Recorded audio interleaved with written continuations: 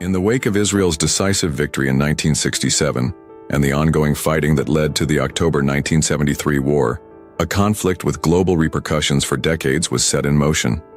Welcome to our very first video on the 1973 Arab-Israeli War and the Sinai Conflict with Egypt.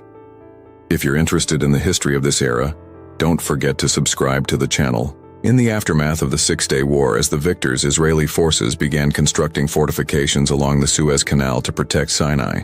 Known as the Bar Lev Line, it stretched for about 100 miles, from the Gulf of Suez in the south to the Mediterranean Sea in the north.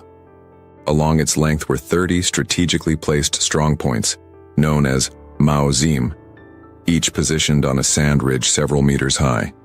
To the east of the canal lay two roads, the Artillery Road and the Flank Road, which allowed for the easy transportation of forces along the entire front. The Egyptians responded to these fortifications by launching continuous artillery strikes on the new Israeli positions and sending commandos on raids into Israel, marking the beginning of what became known as the War of Attrition. In response, Israel deployed its own special airborne commandos to carry out targeted attacks against the Egyptian air defense system, a maneuver designed to pressure Egypt into accepting a ceasefire. President Nasser recognized that Israel's threat was its air superiority, so he flew to Moscow to acquire more advanced Soviet-made SA-2 and SA-3 surface-to-air missiles, along with technicians and fighter pilots. On August 7, 1970, a 6-month ceasefire brokered by the United States maintained the status quo in the region. The war of attrition had drained Israeli morale and demonstrated that the Israeli Air Force could be challenged. Nasser did not live to see the outcome, as he died on September 28, 1970, and was succeeded by Anouir Sadat. Sadat signed a 15-year friendship treaty with the Soviets and attempted to make peace with Israel by demanding that they redeploy the Israeli Defense Forces 32 kilometers east of the Suez Canal from the strategic crossings. The Israelis refused, and Sadat settled on war as his only option, departing by May 1971. Although the Soviets continued to supply weapons to Egypt, including many Scud missiles, Brezhnev hesitated to fully support Egypt, and the relatively warm relations between the Soviet Union and the United States at that time eventually resulted in the expulsion of Soviet personnel from Egypt by mid-1972. Then Sadat turned to Syrian President Hafez al-Assad and convinced him that the territories lost in 1967 had to be regained. Financial aid commitments from oil-rich Saudi Arabia and secured support from Qatar, along with promises of troops and aircraft from Saudi Arabia, Algeria, Libya, Morocco, Sudan, and Iraq, were arranged, though most of these units would not arrive in time. Sadat was pragmatic and knew that his army would not be able to completely defeat the Israeli defense forces in the field. He desired a limited war in which he and his allies would launch a surprise attack across the Suez Canal and the Golan Heights, shattering the myth of an invincible Israel and using diplomatic pressure to secure a favorable peace. Preceding the Yom Kippur War were incidents on every front that negatively affected Israel's perception of its military situation. On September 7, 1973, Syrian fighters intercepted an Israeli reconnaissance aircraft, and a battle erupted about 200 kilometers northwest of Israel on the Mediterranean. The conflict was violent, resulting in the downing of 13 Syrian aircraft and no Israeli losses, which allowed the Syrians to concentrate their forces on the Golan Heights. Undoubtedly, it was only natural to display strength after such aerial skirmishes. In the south, Egyptian forces concentrated along the Suez Canal under the guise of routine exercises. The appearance of normalcy was maintained in an attempt to deceive the Israeli military. Soldiers walked along the canal without helmets, continued fishing there, and deliberately planted false reports in Cairo newspapers regarding the Soviet equipment used by the Egyptians. However, the Israeli Defense Forces still noted unusual levels of military activity in the area. When this situation was discussed by the Israeli High Command on September 30th, Intelligence Chief Major General Eli Zira assured the government that the likelihood of war was low. Yet after details of the Egyptian attack, known as Operation Badr, emerged at 4 a.m. on October 6th, mobilization preparations began, though it was already too late. Mobilization preparations began, though it was already too late. Before 2 p.m. on Yom Kippur, the holiest day in the Jewish calendar, more than 200 low-flying Egyptian aircraft overflew the Suez Canal and launched strikes on Israeli ground targets. The strikes targeted missile batteries, air bases, command centers, and other infrastructure in Sinai. The attacks were successful, although Egypt lost 40 aircraft to aerial combat and ground fire. At the same time, 2 Tupolev 16 aircraft flew over the Mediterranean and launched AS-5 Kelt missiles at Tel Aviv to signal to the Israelis that any strategic attempt would be met with equivalent bombardment. In Sinai, 14 additional Tupolev bombers successfully attacked targets in the Sinai Desert. Ground bombardment commenced simultaneously, with more than 2,000 artillery pieces, including howitzers, heavy mortars, and even Katyusha rocket launchers, pounding the Bar-Lev line, complemented by tanks specially positioned on the sand berms. In the first minute of Operation Badr, it is estimated that about 10,500 shells fell on Israel's forward defense line. Shortly after the bombardment began, specialized Egyptian tank battalions, armed with RPGs and Malyushka anti-tank missiles, crossed the Suez Canal and occupied pre-planned ambush positions against Israeli tanks.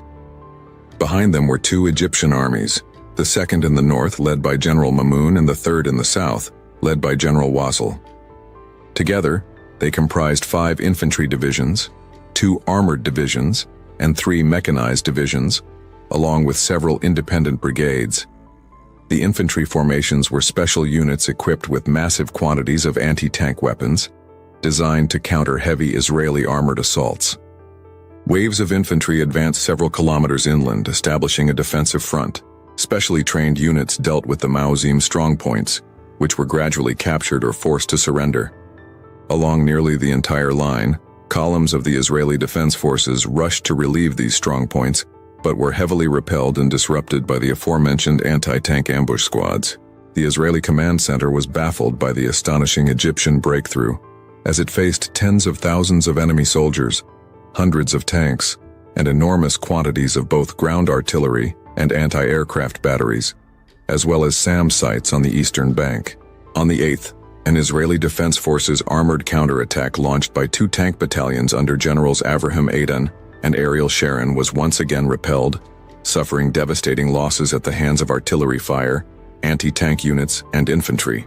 Despite the ongoing fierce fighting after the initial assault, the Israeli Defense Forces managed to stabilize the front in Sinai by October 9th, with Ariel Sharon's armored division maneuvering skillfully and destroying 50 Egyptian tanks the following day.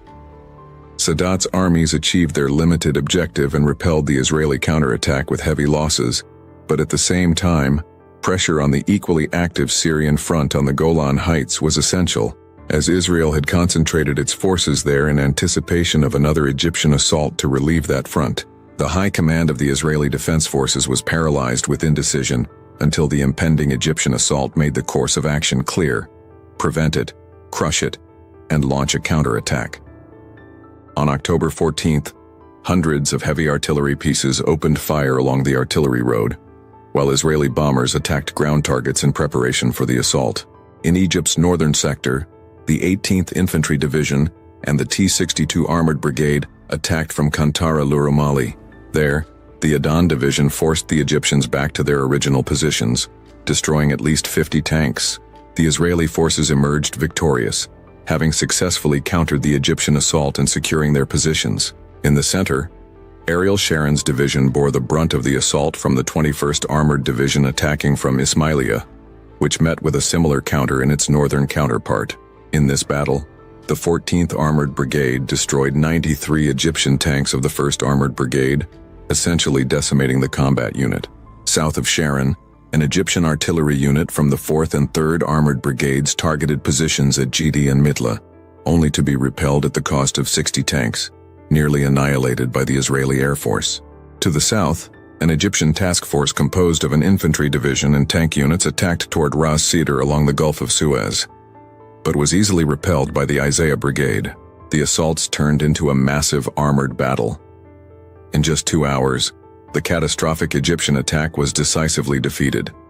Out of 400 committed tanks, 260 were destroyed, paving the way for a massive Israeli counterattack. They lost only 20 vehicles. The tide of the war had turned, and the Egyptians found themselves encircled on their beachheads. The Israelis now favored the idea of crossing the Suez Canal and forcing Egypt to call a ceasefire, a move that had become increasingly acceptable due to American assistance in the form of Operation Nickel Grass. A broadly defined plan, known as the Man with the Stone Heart, or Operation Gazelle, had been devised before the war for precisely this scenario. Once the situation was under control, 2 bridges were to be established across the canal near Khalat al-Hosn, a location in a wide gap between the Egyptian 2nd and 3rd armies. Once that was done and the Israelis had crossed, they would have to seize a vast area, 50 miles between Mount Ataka and the outskirts of Ismailia, in preparation for a push toward Cairo. The main thrust of the operation was to be executed by the renegade tank commander Ariel Sharon of the 143rd Division, who began his assault at 1600 hours on October 15th. Rafif was dispatched, and a 600-strong armored reserve brigade launched an unconventional frontal assault along the Tasa Ismailia Road. Near Rashif, the 14th Brigade advanced toward the Tirtir Junction. From that point, his units began to suffer heavy fire from the stubborn Egyptian defenders, who were firmly entrenched in an agricultural compound known as the Chinese Farm, located directly north of the planned corridor to the canal. Israeli armored columns attacked from the front, the flanks, and the rear, and for a brief period managed to clear the road at Akavish, allowing the brigade, led by Colonel Danny Matt, and some bridging equipment to advance. However, the stubborn enemy resistance soon closed the road behind the Rashif unit.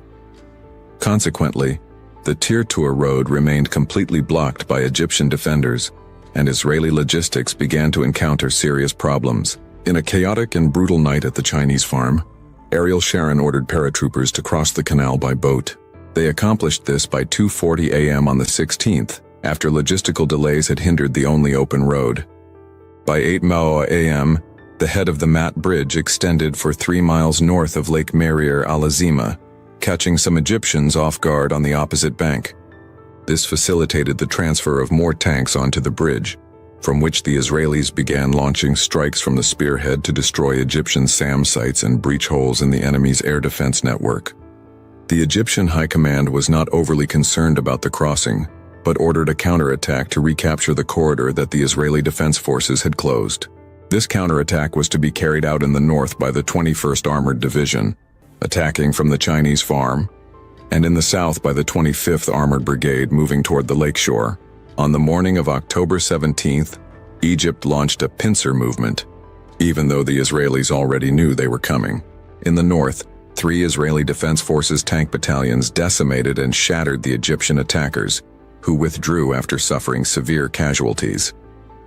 Near Lake Merir al-Azima, Colonel Rashif's armored unit managed to ambush and encircle the Egyptian 25th Brigade, forcing it into the water.